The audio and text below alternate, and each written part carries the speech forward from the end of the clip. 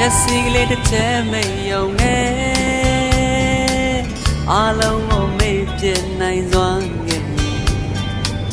ဝေဒနာဆိုတာလဲပြောပြစရာရှိလိမ့်မယ်မထင်အစာကလေးကကိုအားနဲ့ချက်နဲ့မို့ပါကြိုတင်ကပြောပြမထားရဲ့အပြစ်မချင်းရက်ဆက်တယ်လို့မတော်မတရားလဲမဆွဆွဲခြင်းညံ့ညံ့များလဲသိပါတယ်တက်သေးများလဲရှိပါတယ်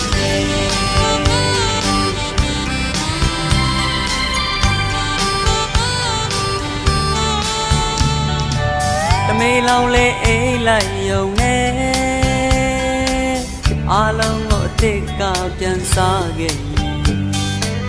တရားဆိုတာ